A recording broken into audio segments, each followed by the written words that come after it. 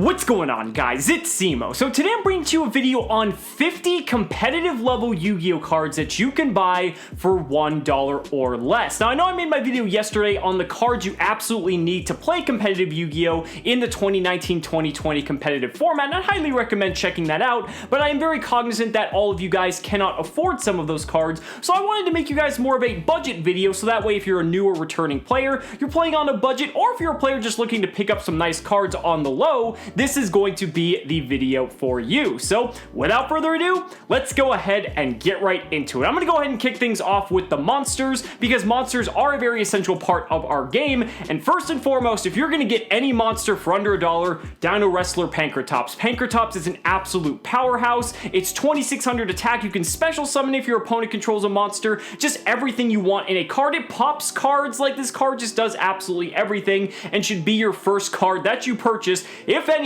because you're probably going to be playing it in your side deck of every single deck you ever play competitively. Another very powerful card is VANITY'S Fiend. VANITY'S Fiend actually can just blow certain decks out in the metagame right now because they don't have an out to VANITY'S Fiend. Being able to lock down the special summoning is very huge, especially against these decks that pretty much solely rely on it and they're comprised of just all monsters. VANITY'S Fiend is going to be your best friend in those particular matchups. Another really strong card is something like Eater of Millions. Eater of Millions is a very interesting way to go about removing monsters, being able to banish those monsters in the battle step, I believe, pretty much before any damage is applied. You do have to banish cards out of your extra deck, but honestly, if we're looking for prime removal under $1, Eater of Millions is a nice way to go. Another good card is Mathematician. Mathematician's nice because it essentially dumps a large variety of monsters from your deck to the graveyard, help giving you some grave setup, and then it can draw you a card if it's destroyed in battle, helping replace itself. Just a nice all-around starter and filler card for your budget needs. Another really nice card is something like Phantom SKYBLASTER. Phantom SKYBLASTER is still at 1, but you know what? This is probably one of the best limited cards you could get for under $1, simply because of the fact that if you have one other monster on the field, you're going to have tons of material to do link plays, any type of plays that you could imagine. A very, very powerful card indeed.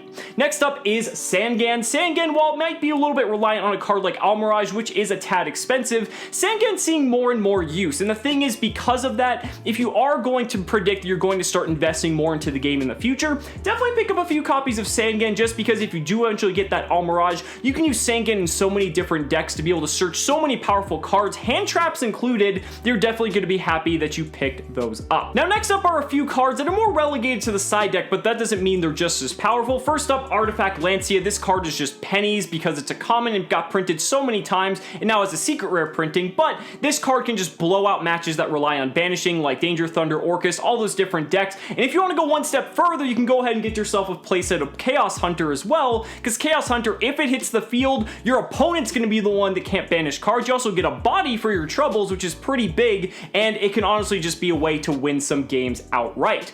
And the last couple cards I want to mention kind of go together, but it is the Kaijus. Specifically, we have Dogoran as well as Godarla. There are some expensive Kaijus out there, but surprisingly, Dogoran and Godarla are the cheapest ones, and I feel like if you're looking for a way to remove your opponent's threats without having to worry about them negating anything, these are definitely your best options. Now, next up, we're going to be discussing some extra deck cards, and I tried to pick the most generic ones as possible just so they're more, all-inclusive. However, there are going to be a little bit that are specific, but they're still very, very powerful for what they're worth. First up, Phantom Knights of Breaksword. If you're playing a rank 3 deck, this card is incredible, being a prime piece of removal. Next up, we have something like Bagooska. Bagooska is an amazing way to shut down these monster-heavy decks and be able to just turn them off and kind of just stall the game out if you absolutely have to. Beyond that, we have a card like EXCITON Knight. The fact that EXCITON Knight is now $1 is crazy to me, because EXCITON is such a powerful card, and if you're behind in a game, it can help get you right back in it. And then lastly, for the Xyz, we have number 38, Hope Harbinger. This card, if you are playing a rank 8 or a level 8 centric deck, can just be an absolute powerhouse, being able to negate spells. It basically forces other cards to attack it. 3000 attack, what more could you really ask for? Now I want to go ahead and get onto some link monsters. First up is LANPHORHYNCHUS. This is a card that is super easy to acquire, requires any 2 monsters, gives you bottom left, bottom right arrows, exactly what you need to just open open up some zones and start enabling some plays. If you want something a little bit more, I guess, you know, applicable to being able to do something, since LANPHORHYNCHUS doesn't have an effect, Underclock Taker is nice. The arrows are a little bit different, but the attack reduction effect can come up if you're trying to close out a game rather quickly. We also have cards like AKASHIC Magician, which is really neat because it can bounce cards back if your opponent places them in a zone that benefits you, so this could be a nice form of removal if you absolutely have to use one. We also have cards like Isolde. I can't believe Isolde is under $1 because Isolde, being one of the most powerful cards, crucial back in the days where Warrior Link decks were just so powerful, Isolde is something that you definitely should get your hands on because this card will not stay $1 for very long. And then wrapping up the Link monsters, we have probably the most specific of the bunch. We have Hita, Fire Charmer Ablaze, and her Wind counterpart, Wind. The thing is with both of these, while they are specific to Fire and Wind decks respectively, the thing is these cards are insane for their ability to resurrect monsters from the graveyard, allowing you to Link climb. These cards should not be as cheap as they are, and definitely make sure you have yourselves a copy. Now next up, we're going to be covering spell cards, and we got a lot of these because there are a lot of incredibly cheap spells that are very, very powerful. So kicking things off with probably, in my opinion, the best one of the bunch, Mind Control. The fact that Mind Control is under $1, I mean, is amazing, although it's been printed into oblivion. However, this card is nuts. Being able to take your opponent's monsters and link with them yourself, or just do so many different things. Yeah, you can attack or tribute it, but who cares? I mean, the fact that you can just use it for so many different other things makes it probably one of the best cards on this entire list. We mentioned the Kaijus earlier. I think you should definitely get Interrupted Kaiju Slumber because this board wipe is amazing. Gives you a body as well as your opponent, which may not seem like a good thing, but you're just going to give them the weaker one more often than not, and then that way you can just usually push for game after an effect like this resolves. We have cards like Forbidden Chalice, one of my favorite cards of all time. Again, it's been printed into oblivion, but this is one of the best effect negators in the game because it's a quick play spell, so it's very flexible, being able to use going first or second. Just a really nice card to have a playset of. We've got some generic staples that you should have, like Mystical Space Typhoon, Monster Reborn, Foolish Burial, 1-for-1, and Terraforming. If you don't already have these, I don't know what you're doing with your life, but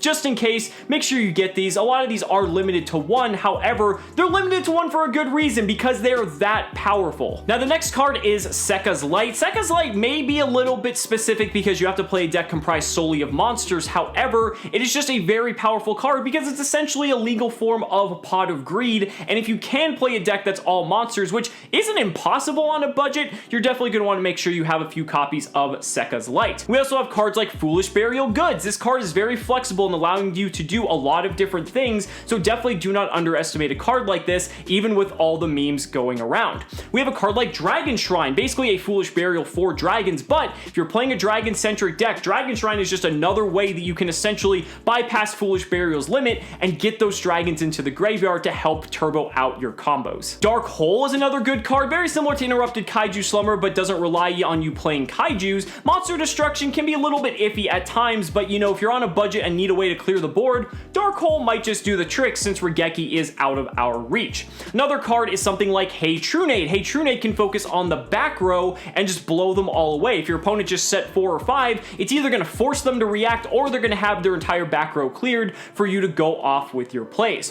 Pot of Duality is a nice one. Duality is just a nice way to filter through your deck and get to the cards that you absolutely need. Not being able to special summon hurts, but it is what it is. And then speaking of which, Scapegoat is another very powerful one, especially because of the fact that Link monsters do exist. The fact that Scapegoat is essentially a 1-card Link 4 should not be underestimated and makes it one of the most feared cards in the game, even if it doesn't necessarily see tons of play. Mistaken Arrest is also a very interesting card because it's essentially like a budget form of Droll and Lockbird. Yeah, you can't use it on turn 0, but it's a fraction of the price, and if you can slow your opponent down just a bit, I think Mistaken Arrest might be worth it. We also have a card like Deck Lockdown. Deck Lockdown kind of does the same thing, except it's continuous and lasts several turns. It's susceptible to removal, but it also stops your opponent, I believe, from special summoning from the deck, which is pretty sweet. I mean, the fact that if you can slow your opponent down that much, that might just be worth it if you're playing a control/stun deck. And then lastly, for the spells, I want to discuss Lullaby of Obedience. This is a card I always have on my radar, and this is cool because if you have a card like Lullaby,